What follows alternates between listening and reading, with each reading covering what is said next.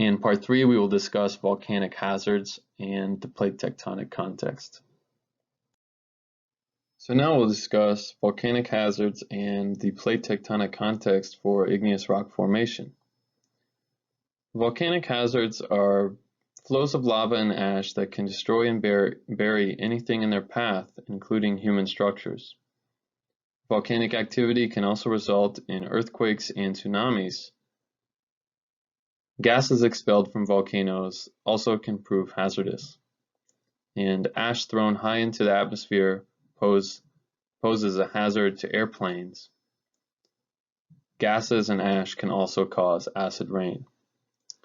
So as you can see, there are a variety of hazards caused by volcanic eruptions, and societies globally, including national and international partners, need to understand timing of volcanic eruptions in order to keep people and ecology safe. The most common kinds of volcanic hazards are hazards due to lava and ash. One example of these is a pyroclastic flow, where loose material erupted from the volcano flows at high velocities down the sides of volcanoes and into valleys beneath them. The heat and poisonous gases in these flows can kill anything in their paths instantly. This is what occurred in the famous eruption at Mount Vesuvius and the city beneath it, Pompeii, several thousand years ago, where individuals were buried immediately and killed immediately in their positions. Lahars are when ash and debris mix with water from rain or melting snow, creating a flow of mixed volcanic and other debris. This liquid or slurry flow moves rapidly and buries and destroys structures in its path, which happens soon after an eruption or much later when deposits of ash mix with rain or snow melt. In addition to affecting plains immediately after eruptions, volcanic ash and other aerosols reflect sunlight and can cool climate over longer periods. So one example is the 1991 eruption of Mount Pinatubo in the Philippines, which showed some short-term global climatic effects over the course of several years. This has been hypothesized to happen at larger scales with larger, more sustained global eruptions, which results in climate change and possibly mass extinctions. We'll discuss this in later chapters. One way that humans can protect themselves from volcanic eruptions is understanding the life cycle of volcanoes.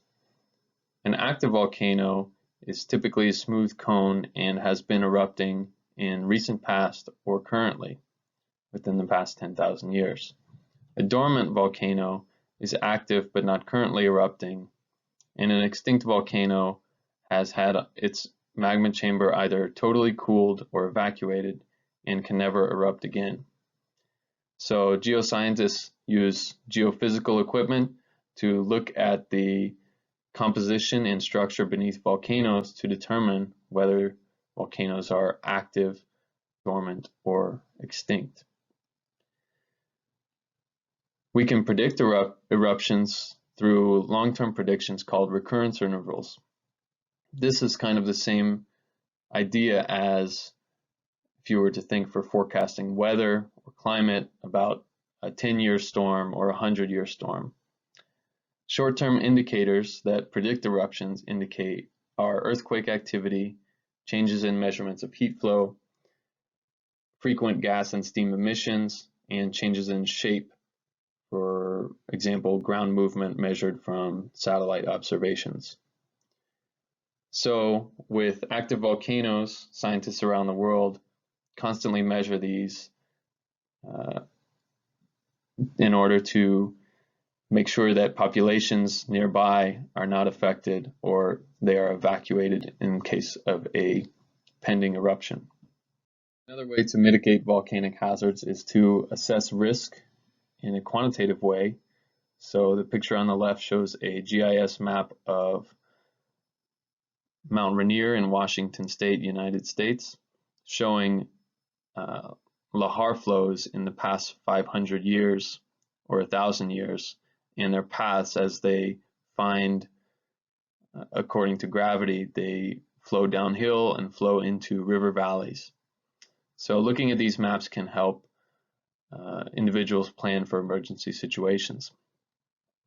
In rare cases, lava flows can be stopped or diverted if the flow is going slowly enough and we have the means to move heavy-powered equipment to move earth in order to stop a flow or divert it. One example of this was Mount Etna. They do this in a variety of Hawaiian lava flows if it's possible. You can think of this similar as to creating fire breaks in the case of wildfires, where you cut down trees. In this case, you would move some rock to build a dam or remove some rock to create flow into a desired direction. Finally, we will discuss where igneous activity occurs and why. The 5 basic types of geologic settings where volcanoes form is a result of plate tectonics. So they form at continental rifts and mid-ocean ridges. They form at convergent boundaries, which include island arcs of subducting ocean crust underneath other oceans, or continental arcs where ocean crust is subducted beneath continents, and finally hotspots. Continental rift igneous activity and mid-ocean ridge igneous activity are both divergent plate boundaries where the plates are splitting apart and the asthenosphere is coming up beneath it and in between the two splitting plates and pushing them outwards away from one another.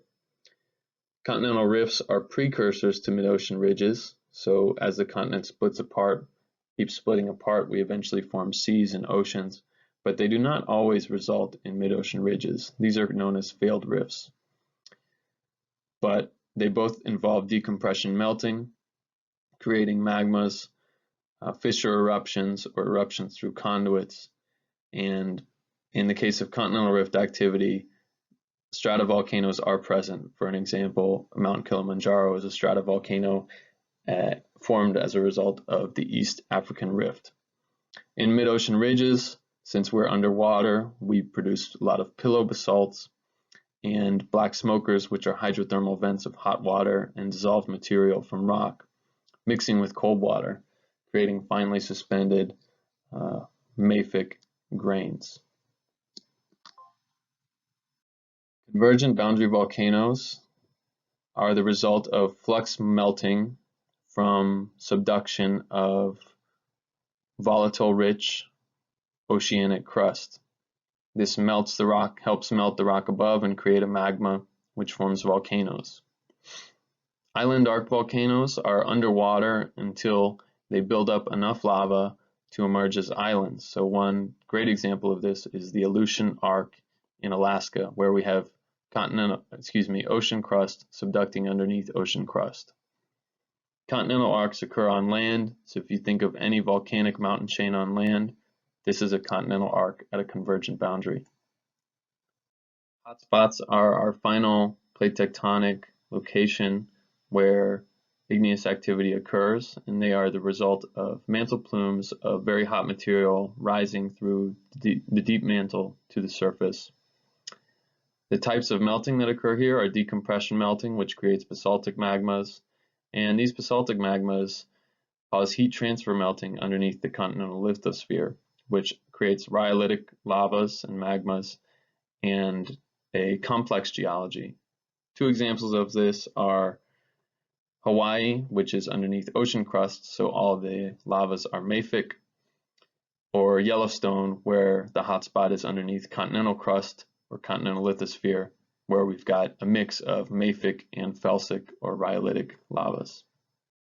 Large igneous provinces are areas where lavas have erupted from fissures rather than vents, and they create these groups of lava flows called flood basalts, which are low viscosity fissure eruptions that occur over wide areas.